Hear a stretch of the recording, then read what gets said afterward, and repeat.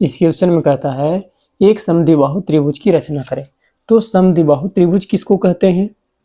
तो समद्विबाहु त्रिभुज के कोई भी दो भुजा आपस में बराबर होता है। तो मान लिए कि यही ए बी सी एक समद्विबाहु त्रिभुज है जिसका ए बी और ए सी क्या है, बराबर है। तो इसका आधार कौन सा हो जाएगा? तो ये जो बी सी है, ये बी सी, यही इसका हो जाएगा आधार। तो क्वेश्चन में कहता है कि आधार 8 सेंटीमीटर बनाना है और इसका शीर्षलंब जो है वो 4 सेंटीमीटर बनाना है। तो शीर्षलंब का मतलब इसका ऊंचाई ये 4 सेंटीमीटर का बनाना है। फिर इसके बाद एक दूसरा त्रिभुज की रचना करना है जिसकी भुजा ये वाला समद्विबाहु त्रिभुज की भुजा के 1.1/2 गुनी हो। मतलब कि 1.1/2 गुनी कहने का मतलब 3/2 गुनी। यही हम लोग को संरचना करके बनाना है। तो सबसे पहले ये त्रिभुज बना लेंगे इस, और इसके बाद फिर इसके समरूप दूसरा त्रिभुज बनाएंगे। तो चलिए स्टार्ट करते हैं। इसे बनाने के लिए एक स्केल होना बहुत ज़रूरी है और एक कंपास और एक डिवाइडर। आप लोगों को बनाने के लिए ये पेन की जगह पर पेंसिल का इस्तेमाल करना है। हम पेन का इस्तेमाल कर रहे हैं ताकि आप लोगों को सारा चीज़ क्लियर दिखे। तो चलिए स्टार्ट करते हैं। तो सबसे पहले इसमें हम लोग क्या बनाएंगे? तो सबसे पहले बनाएंगे आधार। सबसे पहले हम लोग बनाएंगे आधार बी सी। कितना सेंटीमीटर? तो 8 सेंटीमीटर।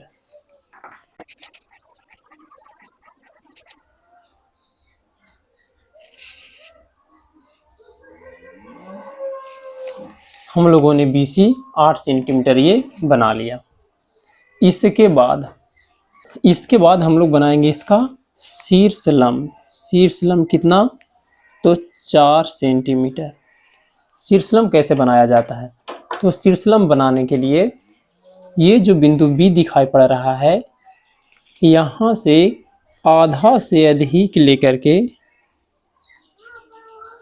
इधर में काटना है और इधर में काटना है, और इस किनारे से भी आधा से अधिक लेकर के इधर में काटना है और इधर में काटना है। देखिए ऊपर में नहीं कटा तो थोड़ा सा फिर से इधर ला करके पीछे नीचे की ओर बढ़ा देना है। अब जहाँ पर कट किया है वहाँ से मिलाते हुए इस तरह से पहले इस कटान बिंदु पर थोड़ा सा दबा दें ताकि आपको सीधा लाइन खींचने में दिक्कत ना हो। इसके बाद यहाँ से हम लोग सीधे इसको इस तरह से मिला लें। नीचे चाहे तो थोड़ा सा डॉट करके मिला दें। ये हो गया। इसके बाद शीर्षलंब ये 4 सेंटीमीटर कहता था, तो हम लोग 4 सेंटीमीटर काट लेंगे। देखिए 4 से ज़्यादा है।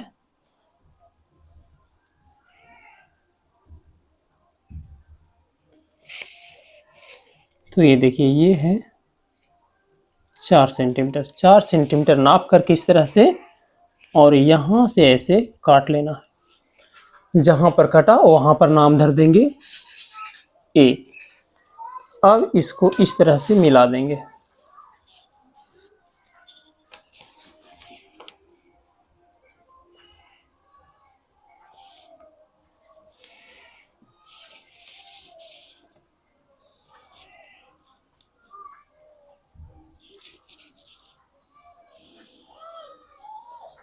तो एक त्रिभुज तो बन गया ABC जैसा कहा था, लेकिन एक दूसरा त्रिभुज बनाना है जिसका भुजा इस त्रिभुज की भुजा से कितना गुना है? तो 1.1/2 गुना, यानी कि 3/2 गुनी है। तो उसके लिए हम लोग क्या करेंगे? तो इसके समरूप त्रिभुज बनाने के लिए इस BC को सबसे पहले आगे की ओर बढ़ा देना है। इस तरह से बढ़ा दिए। इसको बढ़ाने के बाद B बिंदु पर, ये जो B बिंदु है, इस पर नीचे की ओर किसी भी कोण का एक रेखा खींच लेना है। तो चलिए हम सीधा ही खींच लेते हैं। तो इस तरह से सीधा खींच लिया हमने। इसके बाद ध्यान से देखिए, हम लोग को बनाना है 3/2 गुनी, 1.5 गुनी, मतलब कि जो बाद वाला त्रिभुज होगा पहले वाला त्रिभुज से बड़ा होगा। तो 3/2 गुनी है, तो इसमें बड़ा कौन है? बड़ा है 3। तो हम लोग इसको 3 बराबर बराबर भाग में बांट लेंगे। ये जो 20 से रेखा खींचे हैं, इस रेखा को 3 बराबर बराबर भाग में बांट लेंगे। 1, 2, 3 बराबर बराबर भाग में बांट लेंगे। इसका नाम धर देंगे। यहाँ पर B था, B1, B2, B3। देखिए 3/2 गुनी, तो ये जो 3/2 में ये जो 2 गुनी है, 2 भाग पहले का त्रिभुज रहेगा और ये 3 भाग बाद वाला त्रिभुज का होगा।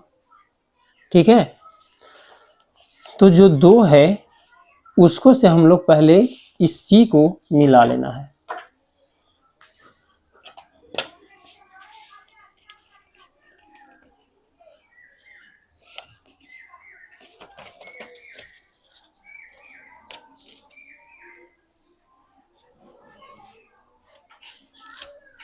ये हो गया। इसके बाद ये 3 पर से यहाँ से ये B2C के एक समानांतर रेखा खींच लेना है। तो उसके लिए यहाँ पर बनाना पड़ेगा एक चाप। जो चाप यहाँ पर लेंगे, ठीक वही चाप यहाँ से भी लेना पड़ेगा और इसको इस डिवाइडर से नाप करके काट लेना है।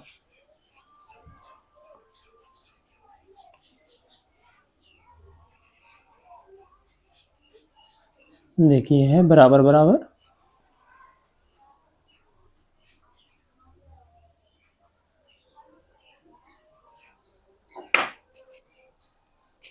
यहाँ पर थोड़ा हाईलाइट कर देना है।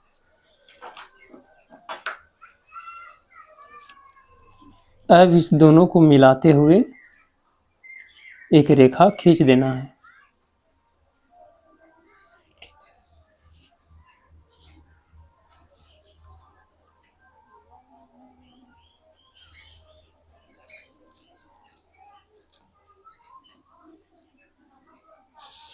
इस तरह से ये था C, तो इसका नाम हो जाएगा C'।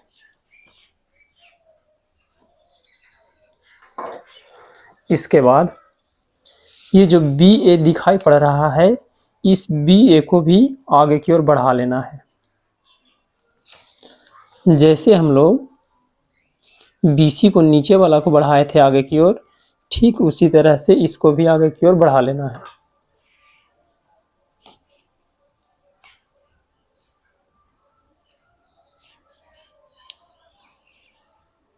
इस तरह से बढ़ा लिए और इस बिंदु C से, बिंदु C डैश से CA के समानांतर एक रेखा खींच लेना है। तो एक यहाँ पर चाप लेंगे और एक चाप यहाँ पर लेंगे। दोनों बराबर होना चाहिए, तो इस डिवाइडर से नाप करके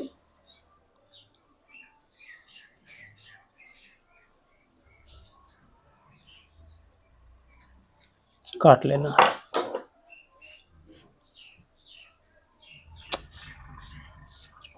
ये अब इसको मिला देना है।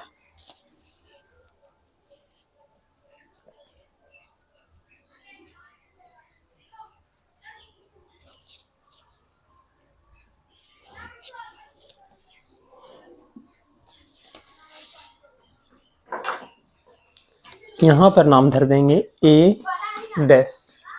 एक बात का ध्यान देना है, जो बाहर में निकला हुआ है इसके ऊपर में तीर चिन्ह लगा देना है, तब ये करेक्ट हो गया।